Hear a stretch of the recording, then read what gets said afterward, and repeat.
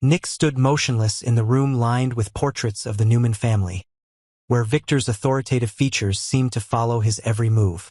The news that Aristotle Dumas was his biological father had struck like a brutal hammer, shattering the once unchallenged belief that he was Victor's rightful heir.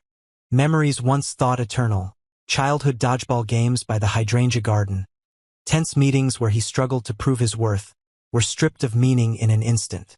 His initial pain wasn't from Victor's betrayal or Aristotle's scheming, but from the hollow realization that he had never truly belonged in the place he'd called home for decades. Yet alongside the shock came a dangerous glimmer of hope. If he bore Aristotle's blood, Nick was no longer the underestimated figure within the Newmans, no longer subjected to Victor's half-scornful, half-skeptical gaze every time he suggested something new. In Aristotle's sweetly wrapped but quietly ruthless offer to make Nick CEO and overthrow the man who had raised him, lay a potent drug: ambition. A simple yes would grant him the power he craved and the Dumas name, backed by limitless financial resources. But the whole spell was spun from uncertain threads. DNA results with undisclosed origins, shady calls between Aristotle and offshore funds, and a web of rumors suggesting Aristotle aimed to seize Newman Enterprises through a veiled inheritance. Nick wasn't naive enough to fall into the trap without proof. He immediately demanded an independent lab, free from the influence of either Victor or Aristotle, to run DNA tests using his own blood and an archived sample from Newman's medical vault. The night before the results arrived, he stood beside Nicky on the balcony of the mansion, listening to the wind rustle through the poplars, wondering if the one mother figure he trusted might be hiding something too. Nicky didn't answer directly. Instead, she placed her hand on his chest, her maternal heartbeat fluttering like a fragile bridge keeping him from collapse. She told him power could never fill the void left by a soul twisted by resentment, that regardless of the blood in his veins, it was character that defined a man. The DNA confirmed it. Aristotle was his biological father. As the clinical report quietly ended all doubt, Nick realized he was stepping into an arena where every decision would inevitably wound someone he loved. His ensuing confrontation with Victor wasn't fiery like in the past. It was a silent exchange of stares. Victor's eyes a blend of disappointment, regret, and helplessness. Nick's filled with suppressed fury. He demanded an explanation, but Victor shifted the blame to business strategy. Protecting Newman, the shareholders, the power balance. Nick shook his head. He wasn't seeking boardroom justifications. He wanted paternal acknowledgement, something Victor never seemed willing to give. That night, Nick left the Newman Tower through the back entrance, leaving behind the gold-plated nameplates. Before him lay a fork in the road. To fall into Aristotle's embrace and become the spear that would topple the Newmans, or to remain Nick, the spiritual son of Victor, even if bloodlines betrayed him.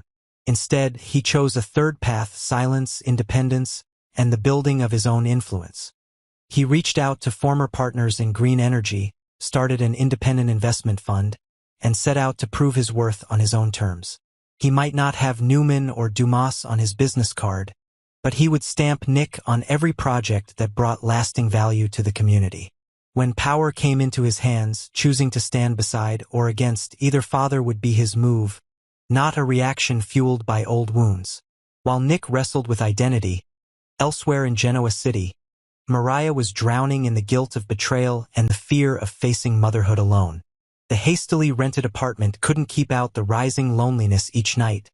As the window rattled in the lingering spring wind, her past with Tessa, the spontaneous performances, the joyful Polaroids, now felt like sharp thorns lodged in her chest. The pregnancy report next to the divorce papers served as a silent testament.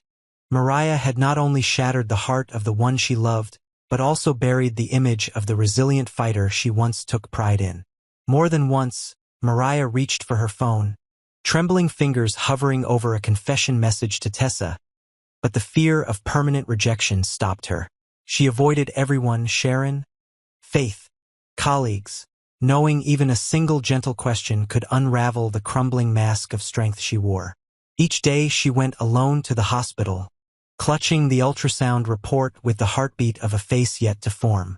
Every anonymous glance in the blue-carpeted hallway seemed to brand her forehead with betrayer. She forced herself to endure, believing that silence was the only dignity she had left. But secrets in Genoa City never stay hidden for long. Sharon accidentally discovered the pregnancy file and felt the tremor that would soon engulf her daughter. She didn't scold, just quietly went to Tessa, hoping to salvage what little compassion remained. The conversation began in silence and ended in tears. Tessa confessed the pain of abandonment and the bitterness of misplaced love. That honesty terrified Sharon. She realized if these two lost souls couldn't find each other in time, the fallout wouldn't just destroy their future but burn down the fragile threads binding the extended family. Soon, rumors of the pregnancy spread, from the cafe to the MediaWorks hallways and even to the trading floor where Newman stock danced. The story became public judgment. Some pitied her, some sneered, most were just curious.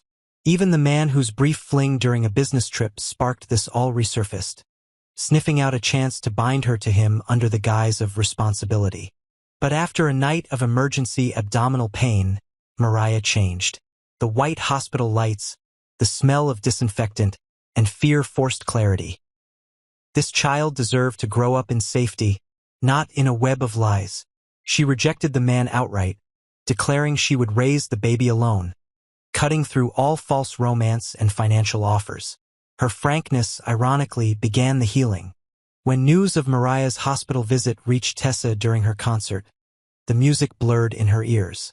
Under the stage lights, she looked over the crowd and felt utterly alone. A vision of Mariah sitting slumped in the hospital corridor, hand on her belly, crushed her chest with unbearable weight.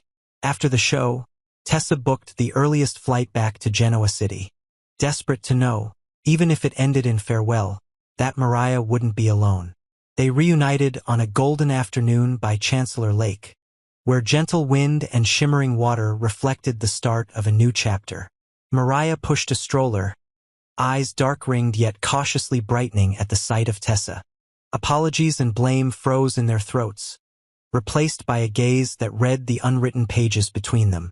Tessa placed a hand on the stroller, feeling the warmth of the child. Mariah wept silently, and the ice she'd built around herself during those lonely nights shattered. No promises were spoken, just a quiet nod from Tessa that said, "We'll start again, no matter how hard it gets." Recovery wasn't lined with roses. Mariah faced judgment, learned how to parent, sought sustainable work as her belly grew. Tessa paused her tour, battled the fear of being hurt again, and practiced forgiveness. But they were no longer alone. Sharon stood firm against gossip. Faith dipped into her college savings for baby supplies. Even Nick, embroiled in his own family war, sent a large order to Tessa's independent flower shop, a silent gesture of encouragement. Each small act stitched together a safety net keeping the two women from falling into despair. Across town, Victor watched the steadily rising stock of New Green Power, Nick's new fund. He realized the son not of his blood had finally found his strength. Quietly, Victor sighed. He had raised a leader, not a shadow. Meanwhile, Aristotle felt the winds shift. Nick had not responded to his offer. Shareholders began questioning the delayed merger. A once certain conquest veered off course. And it was Nick's steadfast silence that revealed him as a more formidable opponent than any DNA test ever could. One evening, Nick visited Mariah in the hospital after a mild complication led to a premature birth. He stared at the pink-skinned newborn, tiny chest rising with shallow breaths, and felt, for the first time, the value of life beyond power and names.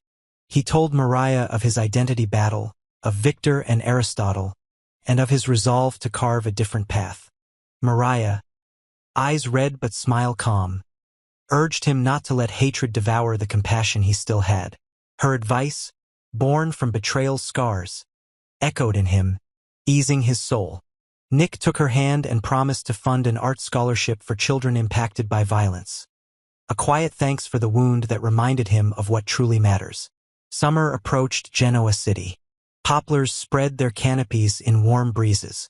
Nick opened a new office, displaying a single photo of smiling children beside the first solar panel of his community project.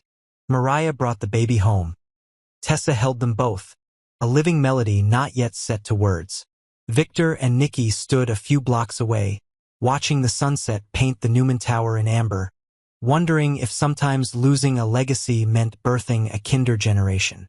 Aristotle, facing declining sales, came to realize that power's wings meant little when the heart had rotted. All of them, though fractured from different cracks, came to the same truth. Bloodlines are but hidden streams. It is our choices in the face of temptation and failure that nourish the soul. Nick hadn't fully forgiven Victor, nor did he trust Aristotle, but he understood now that true strength came from defining himself through actions, not ancestry. Mariah hadn't shed all her fears, and Tessa hadn't fully healed, but they chose to stay and mend each other day by day.